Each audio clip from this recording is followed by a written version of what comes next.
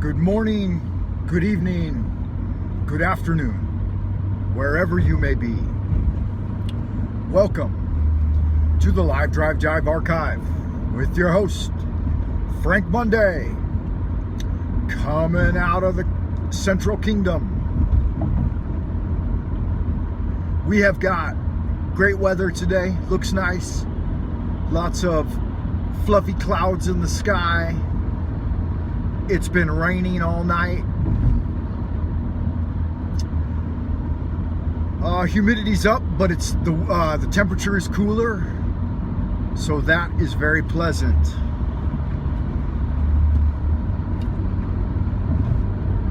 I had quite an adventure in Dreamland last night. I was among some various rooms. This is a recurring dream. It's an old mansion that I'm renovating in my dreams.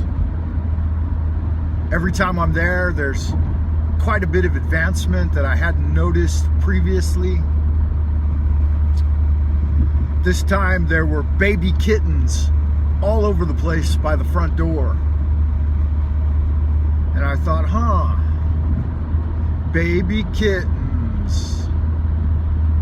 And they were super small, like this big, like newborn, I guess, baby kittens. So what do baby kittens mean to you in Dreamland?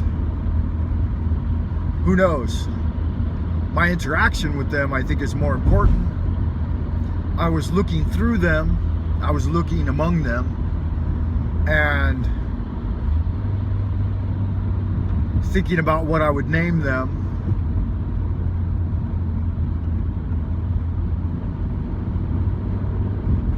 And then the mother kitten started talking to me, and the voice, I focused on the mother kitten for a moment, and the voice was coming out, vibrating the two big canine teeth.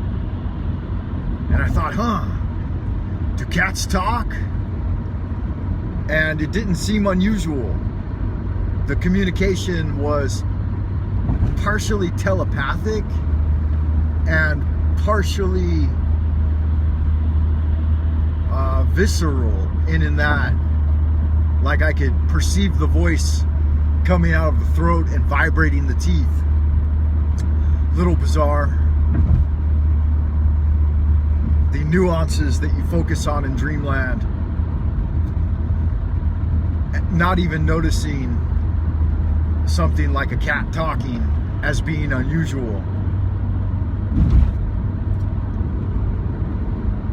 But I was focused on the message, and the cat said to another cat, maybe the dad cat, this guy has sacrificed our kind before.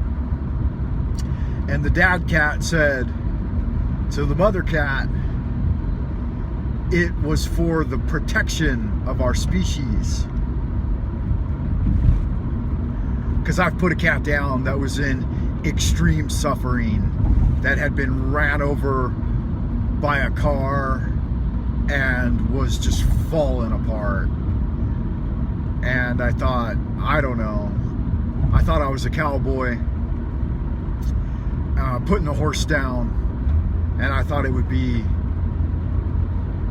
more humane for the animal to be put down quickly rather than suffer for months on end, who knows, weeks, even months, with no hope of recovery. But that came to light in my dream. And so the mother cat was super protective of her baby cats. And yeah, that was what was happening in Dreamland last night. Other things too,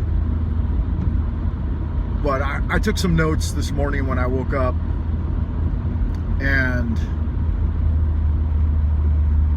what's the moral of the story? I don't know, I have to think about it. Part of my dream was prophetic. I was clearly seeing the future. It wasn't that part.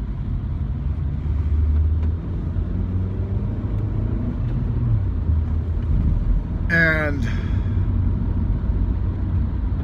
very specific details, quite a few key items that I will remember. So what do you do with prophetic dreams? Well, what I do is I label them in the journal and write, make sure the date's calculated and the time of the dream. And that way, when it happens in the material sphere, when it comes about, which it almost always does, then I've got that evidence for the critical part of my mind. Not that I'm trying to provide evidence for anyone else, but I like to have the evidence for myself. It used to be I would have prophetic dreams and then the thing would happen and I would think to myself, I wish I would have written that down in advance. That way, I'm scientifically, at least anecdotally, gathering subjective evidence of this type of phenomenon. And that's the whole purpose of the thing. Gathering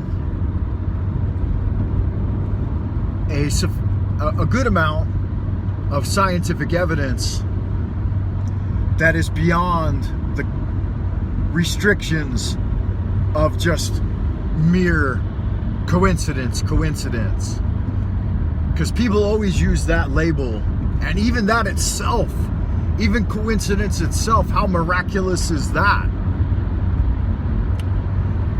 But oftentimes people will discount their spiritual experiences by means of that modern day mantra that it's just coincidence.